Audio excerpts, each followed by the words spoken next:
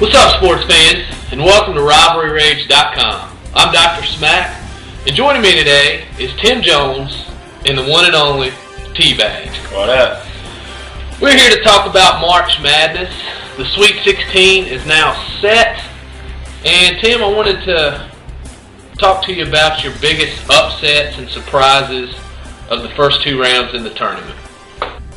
Well, Dr. Smack, T-Bag, good to be talking with you guys this morning. You know, they call this March Madness for a reason, and it has been freaking crazy. You got 4 teams that are 8 seeds or lower in the Sweet 16, which is just crazy. The Southwest and Southeast brackets have just blown up. You know, the two craziest finishes for the weekend for me was Butler and Pittsburgh.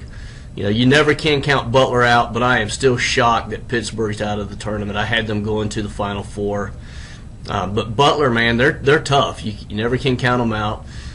The other surprising finish, and back on the Butler-Pittsburgh game, I mean, what some bonehead moves on the players' part.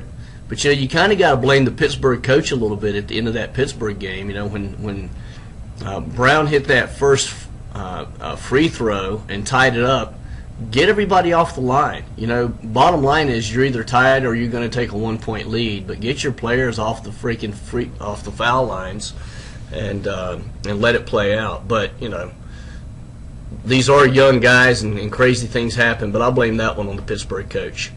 The other crazy finish was Arizona and Texas.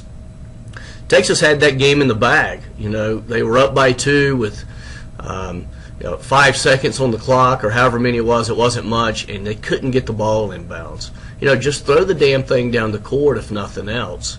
You know, heave it the length of the damn court. But that was the team bonehead move of the weekend, and because of that, Arizona's moving forward. And the other one that was almost a screw-up, Duke almost gave that game with Michigan away yesterday. You know, they were up by a lot and almost gave it up. Carolina did the same thing. They were way up and almost gave it away. So a lot of very interesting games this weekend. So back over to you. What was the biggest upsets of the weekend, do you think?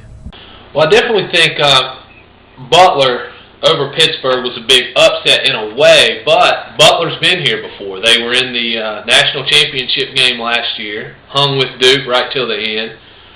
So, you know, I think they got some experience in the tournament, and, you know, it was an upset, no doubt, but not as big of a surprise as Morehead State over Louisville in the first round. I mean, no one picked Morehead State over Louisville, and if you did, then you didn't mean to, because you could pick a 13 over a 4, but not Morehead State over Louisville. So that's my biggest upset of the tournament so far.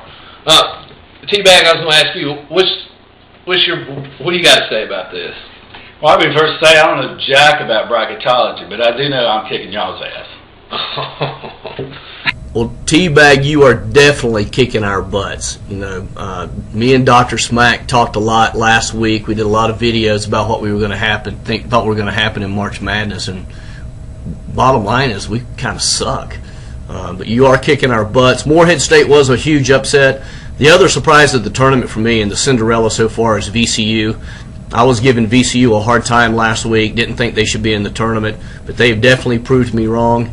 And I tell you, if you folks haven't seen VCU play a game yet, you need to watch them. They're for real. And they're going to give Florida State all they can handle. Wouldn't be surprised if VCU doesn't go to the next round into the Elite Eight. But, yeah, T-Bag, you're definitely kicking our butts. Well, you know, it should be an interesting Sweet 16 with, you know, you got Florida State, VCU, and Richmond, all 10, 11, and 12 seeds left in that Southwest bracket. So it'll be interesting to see if Kansas has an easy road now to the Final Four, or if one of those teams are going to give them trouble. But that's it for us today. So, T-Bag, thanks for being on the show. I've been talking with Tim, and we're out of here from RivalryRage.com.